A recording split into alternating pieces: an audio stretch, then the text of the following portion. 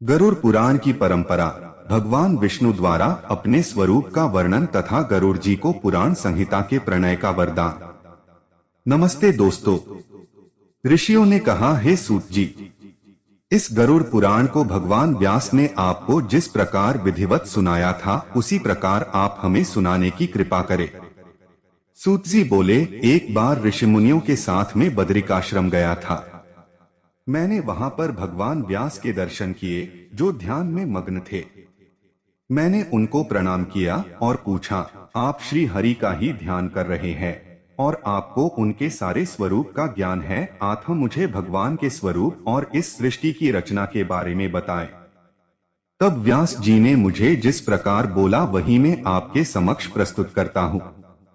व्यास जी बोले थे, हे सूत जी, ब्रह्मा जी ने मुझे, नारद जी तथा प्रजापति दक्ष को इस गरुड़ पुराण की कथा सुनाई थी, वही मैं आपको सुनाऊंगा।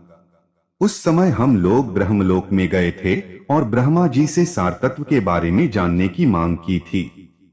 तब ब्रह्मा जी बोले, यह गरुड़ पुराण मुझे और अन्य देवताओं को स्वयं भगवान विष्णु ने सुनाया था।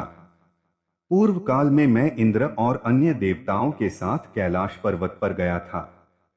वहां भगवान शिव ध्यान में मग्न थे। मैंने उनको नमस्कार करके कहा, हे सदाशिव, हम आपके अलावा अन्य कोई देवताओं को नहीं जानते, अतः आप किसका ध्यान कर रहे हैं? कृपा करके आप हमें वह सारतत्व के बारे में बताएं। भगवान शिव ने कहा, मैं नरश्रेष्ठ भगवान विष्णु का ध्यान करता हूं, जो इस जगत में सर्वफलदायक, सर्वव्यापी, सर्वरूप और परमात्मा है। हे पितामह, मैं उन्हीं भगवान विष्णु की आराधना करता हूँ और इसीलिए मैंने शरीर में भस्म और सिर पर जटा धारण की हुई है। सारतत्व के बारे में उन्हीं से ज्ञान लेना उचित होगा। भगवान विष्णु में ही संपूर्ण जगत का वास है। मैंने अपने आप को उन्हीं की शरण में किया हुआ है। मैं हर समय उनकी ही स्तुति करता हूँ। वह सर्वभूतेश्वर है। उनमें सत्वगुण, रजोगुण तथा तमोगुण एक सूत्र में विद्यमान रहते हैं। भगवान श्री हरि के 1000 नेत्र, 1000 चरण, 1000 जंघा है और वह श्रेष्ठ मुख से परिपूर्ण है। वह सूक्ष्म से भी सूक्ष्म, स्थूल से भी स्थूल, गुरु से गुरुत्तम तथा पूज्यों में पूज्यतम और श्रेष्ठों में श्रेष्ठ एवं सत्यों के परम सत्य और सत्कर्मा है। वह द्विजातियों में ब्राह्मण है और उनको ही पुराण पुरुष कहते हैं।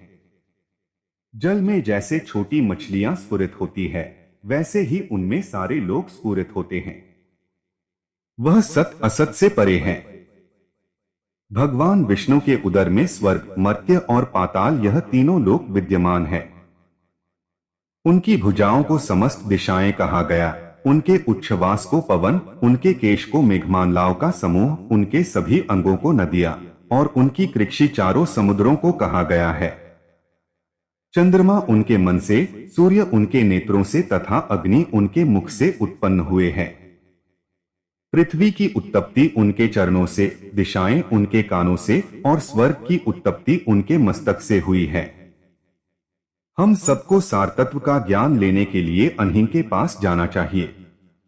ब्रह्मा जी ने कहा, हे व्यास जी, पूर्व काल में भगवान शिव के ऐसे कहने पर हम सब लोग परम सारतत्व को सुनने की इच्छा से श्वेतद्वीप में निवास करने वाले भगवान विष्णु के पास गए और वहां जाकर भगवान शिव ने उनको प्रणाम करके कहा, हे हरिहर, आप हमें यह सब बताने की कृपा करें कि ईश्वर कौन है, कौन पूजनीय है, किस प्रकार और कौन से व्रत से वह संतुष्ट होते हैं, वे किस प्रकार प्रसन्न होते हैं, किस प्रकार धर्म, नियम, पूजा करनी चाहिए, ईश्वर का स्वरूप कैसा है, इस संसार की रचना कैसे हुई है। इन सभी विषयों के बारे में तथा सारतत्व के विषय में बताने की कृपा करें। इसके अलावा परमेश्वर के महत्व और ध्यान योग का भी ज्ञान दे। श्री हरि ने कहा, हे रुद्र, मैं ही इस संसार का रचिता हूं।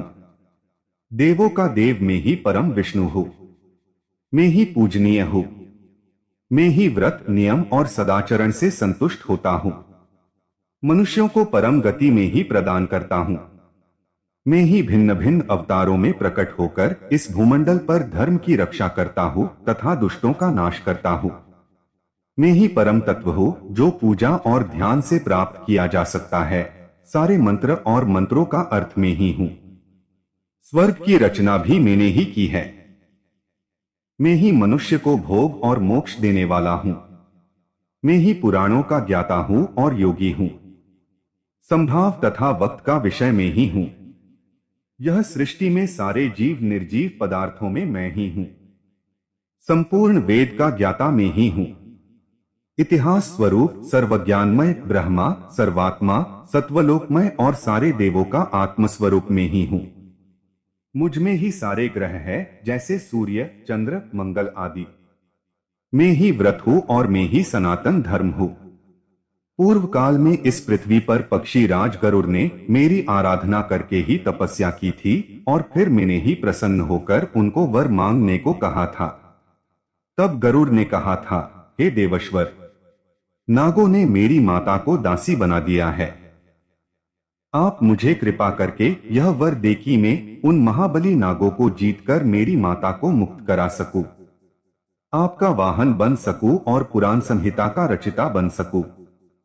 श्री विष्णु ने कहा, हे गरुड़, आपको मैं वर देता हूं कि आप नागों से जीतकर अपनी माता को मुक्त करवा सकेंगे, सारे देवताओं को जीत लेंगे और अमृत ग्रहण करेंगे तथा अत्यंत शक्तिमान होकर मेरे वाहन बन पाएंगे, विष का भी विनाश कर पाएंगे और मेरे ही महत्व को बताने वाली पुराण संहिता की रचना करेंगे।